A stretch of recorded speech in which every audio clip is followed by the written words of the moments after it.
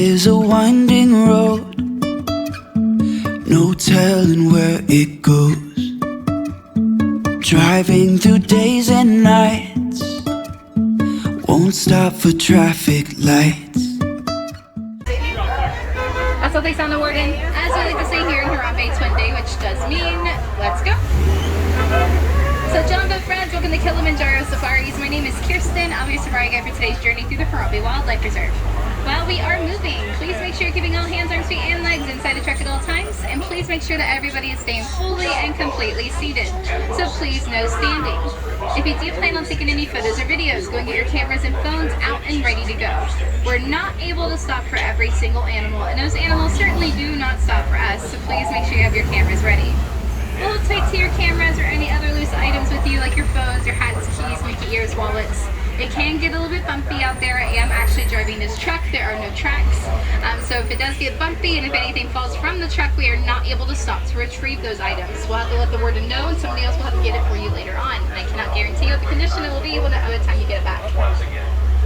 While we are waiting for our turn though to head into the reserve, you look up above your heads, there's an animal spotting guide. Lets you know what some of those animals are that we might see when we're out there today. Might not see them all just due to sleeping habits, migration patterns, but usually do end up being pretty lucky while we're out there. Right here's where we're going to wait for the all clear from the warden until we get in. Once we get the all clear, we'll head on into the reserve. One last thing before we do head into the reserve though, please keep in mind this is the animal's home and we are their guests, so please be respectful to animals and do not call out to them. Making sounds like kissing, clapping, snapping, whistling is actually more likely to get them to walk away from us, and I'm sure you want to see them since you're here with me, so please just be respectful and don't call out to the animals out here. Looks like we have the all clear now, so let's head on in.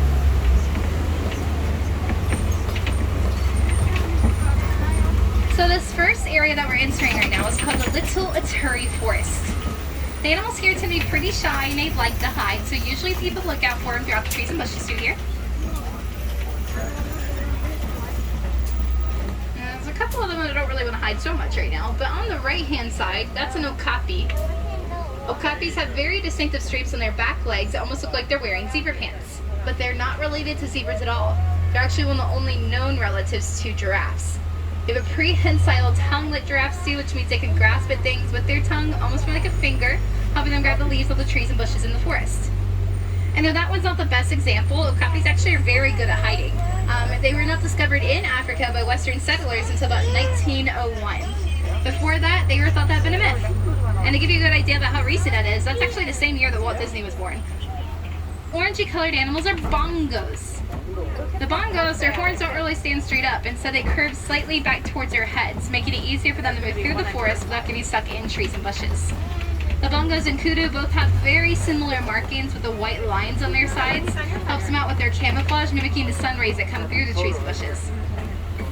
And the bongos are so good at hiding, even with that bright orange color, that they get called the ghosts of the forest. They're pretty quiet, slow-moving animals.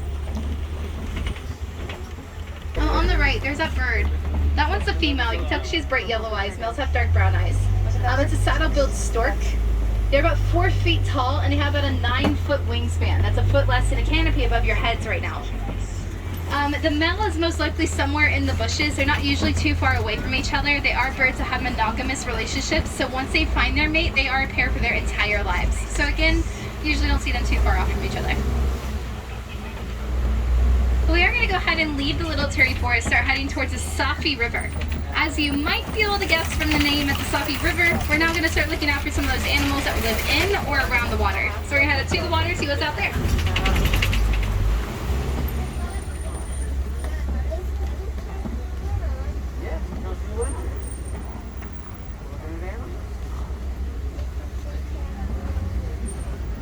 Because also on the left are Nile crocodiles. You can tell they are crocodiles, not alligators, because even with their mouths shut, they have a very toothy grin with a fourth tooth sticking all the way out. They are able to weigh as much as about 500 pounds, and they can eat about half their body weight in just one meal. So it does mean that 500-pound crocodile would be able to eat about 250 pounds worth of food at one time. So they don't really have to eat all the time. What they're going to do instead is have a very large meal like that, and they can even go a couple months before they have to eat again. But though crocodiles are of course some very dangerous animals, they can be really gentle when it comes to their young. So when it's time for their little ones to hatch, they're going to roll their eggs around in their mouths, so it'll soften up the eggshells and make it a little bit easier for them to hatch. This time coming up on your right, you're going to see a very large tree that kind of looks like it's upside down. It does get the nickname the upside down tree for the way it looks, but its real name is a baobab tree. Baobabs have a sponge-like texture on the inside that holds a very large amount of water inside them, so they are extremely useful for animals, especially during droughts. They can pierce the bark with their tusks or horns and helps give them water when there's none in their home at the time. So because of that, it gains a second nickname. We can actually also call it the tree of life. And now we have entered the Savannah, or also called the Serengeti grasslands. The left-hand side, we kind of look out to the cave, in the grass next to the cave to the left of it, and around the tree out in the middle. Those are African wild dogs. They can also be called African painted dogs because of the unique markings that they have in their fur. And they have very close-knit packs too. They use their close-knit packs to pursue their prey until the prey is just too tired to continue, giving them a higher success rate of hunting than big cats, lions, or cheetahs even have. And they like to take care of their sick and their old. They'll even regurgitate food to make sure everybody has the ability to eat.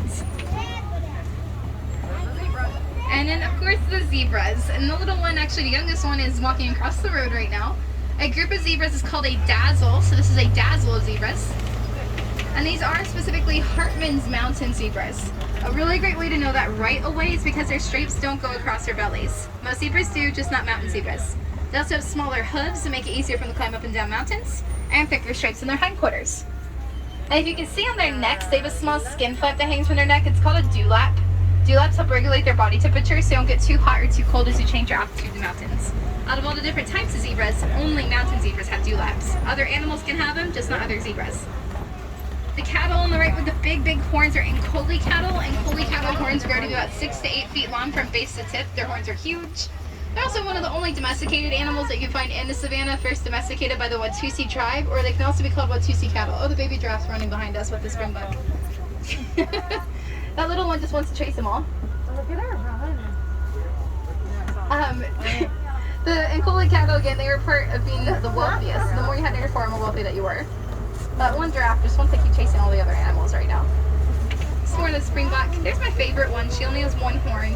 She's usually a little bit off on her own. That's Charlotte. She's a resident unicorn. Oh.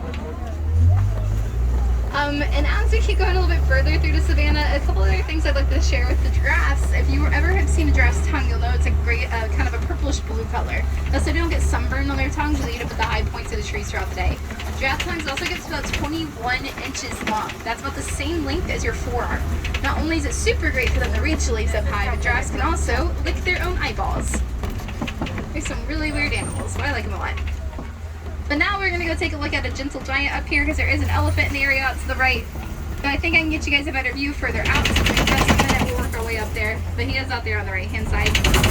And it's on its own, so it's pretty safe to assume it's most likely a male because male elephants are typically on their own. So just as a heads up, that bridge is just up ahead and I'm going to go really slow so you can try to get some pictures or view of him. So let's come right up here.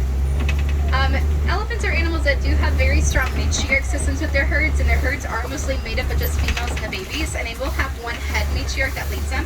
Head matriarch of the herd is the memory of the herd, though they all have very good memory. She'll be the one to specifically remember the good places to be when they travel. So when it comes to finding safe food, safe water, just being in a safe place, she's the one that remembers where to go. Whereas the males, they break off from the herds, and then they stay solitary most of their lives. So usually you're going to find them all on their own, just like we're seeing here. On the other side of this bridge, we're going to pass through some red clay pits where we're going to look out for some signs of where other elephants might be around. What we're going to look for are tusk marks in the clay. Elephants like to scrape at the clay with their tusks so they can eat it. Gives them extra vitamins and nutrients for their bodies, making it pretty similar to children eating vitamin gummies. So let's see if we can find any of those scrapes through here.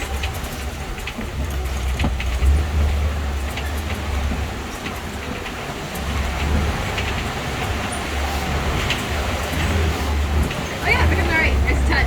You see they're scraped up at that clay so they can eat it. Let's keep looking a little bit further out here. I do see a couple elephants out there on the left actually. They're kind of back behind the rocks straight out there. So you'll see that big baobab tree to the left, behind all those rocks. They're back in there. We're going to try to see if we can see them a little bit better up there too, because you can just barely see those youngest ones back right above the rocks. It looks slightly more grayish in color because of how dirty that they make themselves. Typically, elephants will look dirty like that because that's the way they take care of their skin. Elephants do have very sensitive skin and they are able to get sunburned just like we do. So the way they take care of it is by covering themselves up in a lot of dirt and mud for it to act as a natural form of sunscreen. So if elephants ever do look really dirty to you, it's really just them wearing their sunscreen for the day. They also have a lot of wrinkles. Wrinkles come in handy for elephants because as they cover themselves up in the mud, it'll pull up in their wrinkles to stay cool and wet. And that'll keep their bodies cool on some hot days that come around. Alright, and let's see if we can see them over here. Oh yeah, there's some. Here's my favorite, that youngest one. I love getting to see her, so I'm really happy you're about to get a really good view of her. She is kind of funny. She probably doesn't use her trunk for what she should half the time. She likes to pick up sticks with her trunk. Sometimes she'll march around with sticks up in the air. Other times she goes up to her older sister and pokes her with the sticks. So she probably gets a little annoying with some stick poking that comes by. But all the adults, including that older sister, are still very protective of her. And elephants in general are very protective of their young. I don't really blame them for it either because an elephant's pregnancy can last up to about 2 years, so be pretty protective too after that. Now we're going to go around these flamingos. These are greater flamingos. They're the largest of the flamingo species, but the lightest pink. You will see some out there that are really not that pink though. They're kind of a grayish white color. Those are the younger ones that just hatch back into spring. So they're almost a year old. Not there yet, but very close. They were super cute little balls of gray fluff when they first hatched, but they grew very fast. But they are still a great way to show you how flamingos do not hatch pink, and so they hatch as a grayish white color. Though they will gain their pink color as a brine shrimp that gives them a bit of carotene, and that's what will cause them to turn pink. Now sometimes they don't really fully turn pink until they're a couple years old. There are zebras too. It's more of that dazzle. So now a great view of some rhinos, but there's lots of animals right here, so lots of facts about the cubs, so be ready. And the ostrich looks like she's showing off at him right now because they are athletic. They have about a 9-foot wingspan, but they're sadly too heavy to fly, and so they current about 35 miles per hour.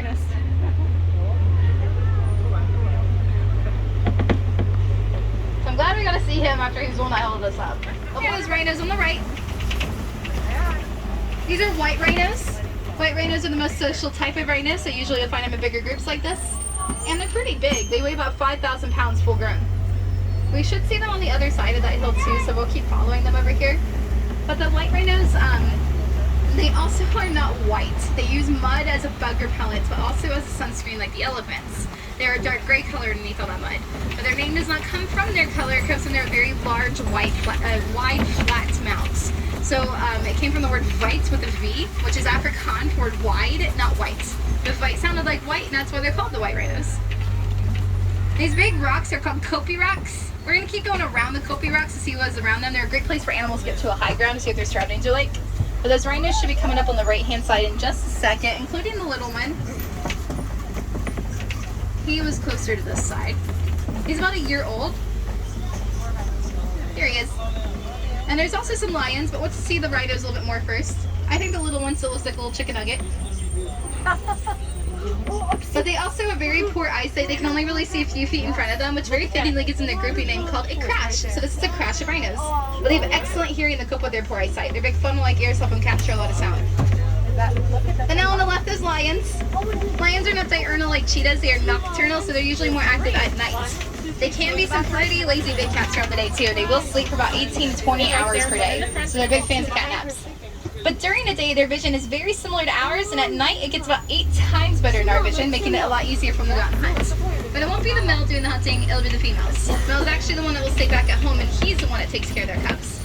That's where his mane comes in handy, because it adds extra protection around his neck and his face, so if he has to protect the cubs, he has a way to protect himself and continue to help them.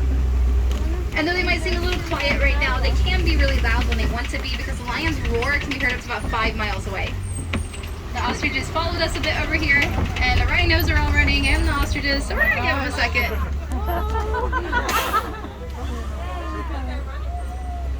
The rhinos can run up to the same speed as the ostriches, actually. It looks like they might have been trying to get them to back off from the younger one out there. Yeah, they're all surrounding him, protecting him right now. But then over on the right-hand side, there's also some ostrich eggs. Single one of those eggs can equal to about 2 dozen chicken eggs, and they have very strong shells. A full-grown human man could stand on one, it would not break. All the ostriches around are females, you can tell again because of the gray feathers. Males have black feathers instead. So those eggs are not fertile, not necessarily going to hatch anything, but they can still lay about 1 egg every 3 days. And looks like she's now going to let us pass by. Just make sure you're not clapping at him, please.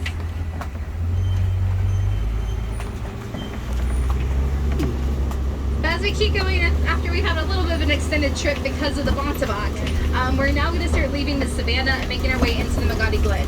In the Magadi Glen, we're going to pass the Warden's Post, which is located on the edge of the reserve, so we're getting a little closer up to the village and unfortunately towards the end of our safari. But as we continue through here, we're going to go take a look at some goats, Nigerian dwarf goats specifically.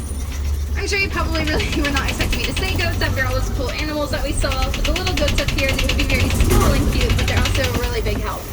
And you should see them around on the left-hand side. And it looks like they're hanging out on the picnic table right now. But the reason why these little goats are such a big help is because they do provide a lot of milk and cheese, really high nutritional value, great for us to drink. Or we can sell the milk and cheese while we get money for other food, tools, or supplies we might need to have. This allows us not to really rely on any of those wild animals so much for food and subsistence, and we don't have to take away as many of their homes and habitats either to make more food, tools, and supplies. So those little goats are very helpful in creating a very important harmony between us and those wild animals. But one last thing before you do go, we don't like to say goodbye here in Harambe. It's just a little bit too sad and too final. Instead, we like to say Kwaherini, which means to go well. So Kwaherini to you, my friends. Hope you guys go well, and have a great rest of your day exploring today at Disney's Animal Kingdom.